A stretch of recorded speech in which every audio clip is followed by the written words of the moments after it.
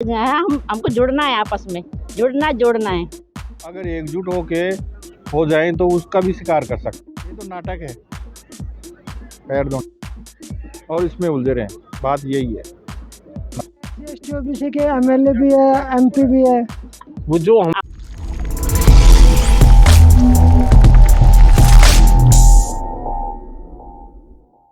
नमस्कार, मैं विजय कुमार। मैं हूं दिल्ली के अंदर तालकटोरा स्टेडियम में और यहाँ पे एक प्रोग्राम चल रहा था। समन संघ के नाम से है। ये देखिए यहाँ पे क्या है मैडम, समान संघ बताओ। एक समता में रहने वाला एक संघ, एक समता में रहने वाला व्यक्ति। अच्छा, कब बना संगठन ये करीब 3 साल हो गए। 3 साल हो गए। 3 साल से क्या ऑल इंडिया में काम कर रहे हैं? और हाँ, अंतर्राष्ट्रीय है हमारा ये संघ। हाँ क्या जी। विचारधारा, किस बातों को लेकर आगे चल रही है? ये हमको जुड़ना है, आपस में जोड़ना है आपस में। एक दूसरे की सहायता करनी है, हेल्प करनी है। क्या कहते हैं, जहाँ तक हो सके आदमी को अपने से जोड़ना है इंसान को। मतलब जैसे कि इकट्ठे रहना, कहने का मतलब इकट्ठा रहना है, जुड़ना। जो इकट्ठा होने के बाद सत्ता हासिल भी करने का कोई मकसद है या जस्ट इकट्ठे रहना? नहीं, इकट्ठे रहना ही हमारा मकसद है। और क्या कहते हैं, और हमारी एक दूसरे की हेल्प करना, ये मकसद है हमारा। एक दूसरे से जुड़ेंगे, मिलेंगे सर।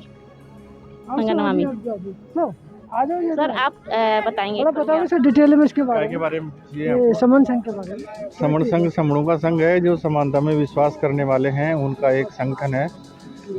पहले भी हम संघ में रहते थे, अब बहुत दिनों के बाद फिर इस संघ की याद आई है। ये आवश्यकता आविष्कार की जननी है। सब बिखरे हुए हैं, अत्याचार बढ़ रहे हैं SC OBC पे, इसलिए इनकी याद आई है। तो एक जात जुड़े बिना कुछ नहीं हो सकता।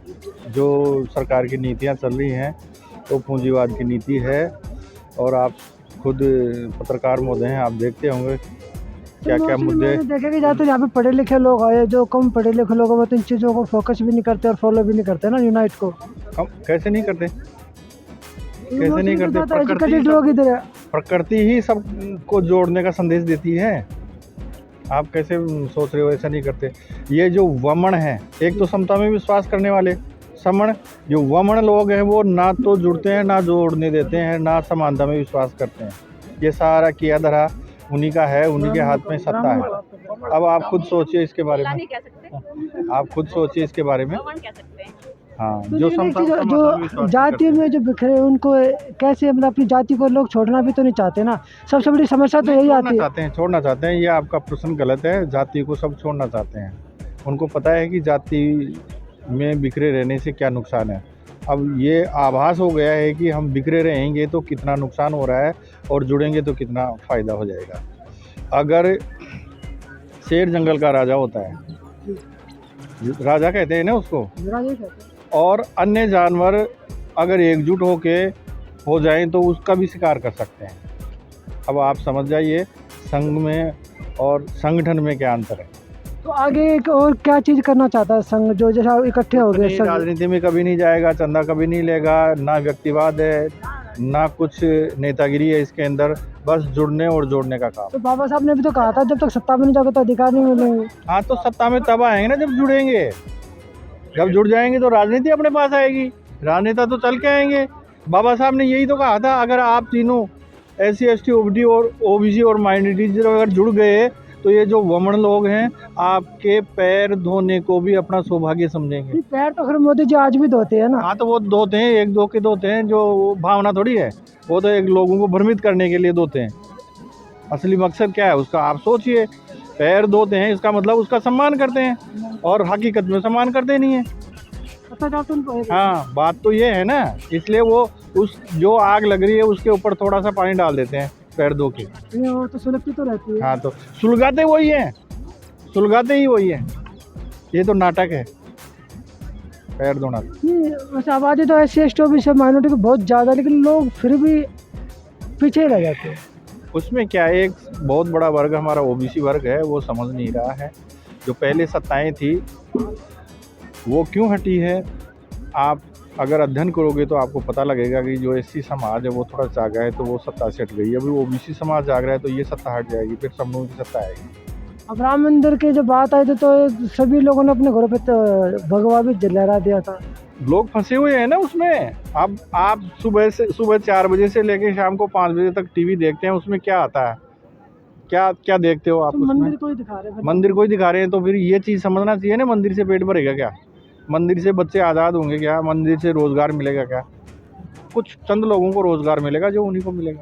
तो बहुजनों को तो मीडिया की जरूरत है ना, एक तरफ देखा जाए। हाँ, बहुजनों को मीडिया की जरूरत है, ये बात आपने सही कही। हाँ, तो आप सवाल ही ऐसे नहीं करते कि जो बहुजनों को जोड़ने के, आप तो सवाल करते हो कि वो मंदिर बना रहे हैं, वो ये ऐसा कर रहे हैं। मैं तो सच्चाई बता रहा हूँ कि आज हालात है क्या, मगर उसके उन बातों को रख के मैं कुछ जानना चाह रहा था कि आप क्या सोचते हैं। नहीं, सवाल तो खुद पूछे जा रहे हैं चीजें। नहीं तो वो आप ये पूछ, आप सत्ता से पूछिए ना।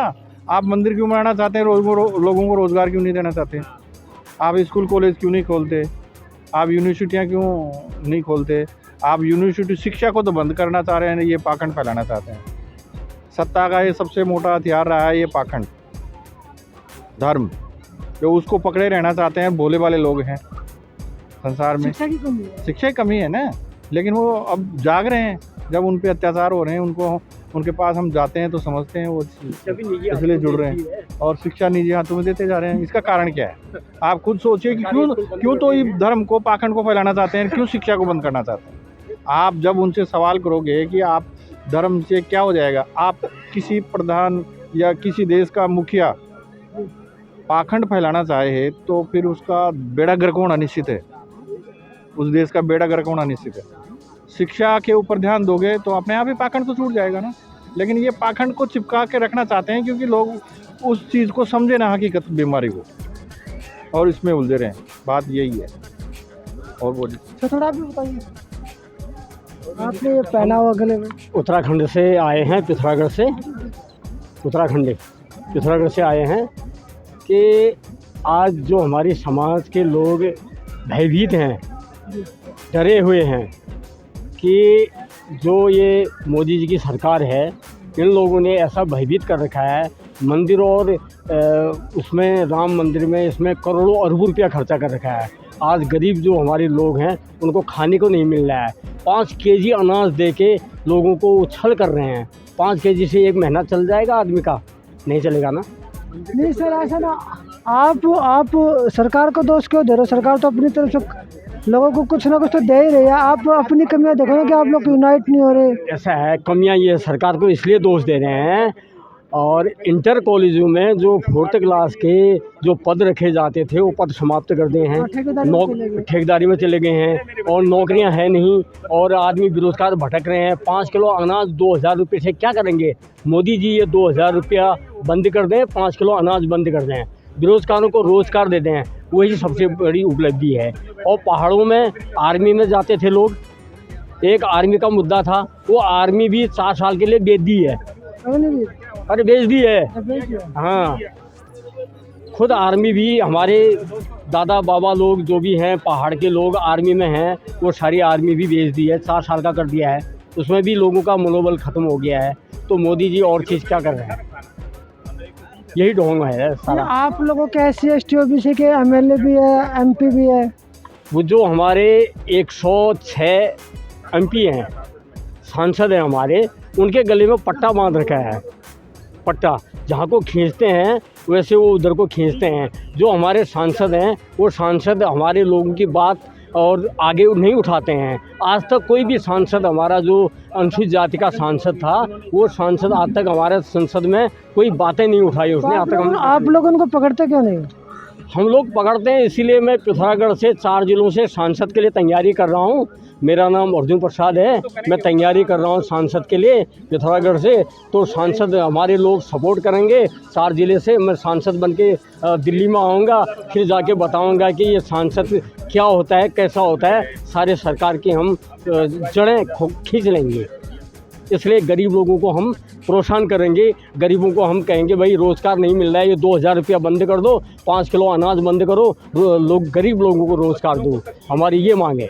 तो ये है समन संघ में आए सभी लोग जो प्रोग्राम में आए थे, जिसका एक मुद्दा है कि सभी लोगों को इकट्ठा रहना चाहिए, मिलजुल कर काम करना चाहिए, एक दूसरे का सहयोग करना चाहिए। और भ्रमवाद से, पाखंडवाद से बाहर भी निकलना चाहिए। तो मैं विजय कुमार पुनिया, मुझे दीजिए इजाज़त। धन्यवाद।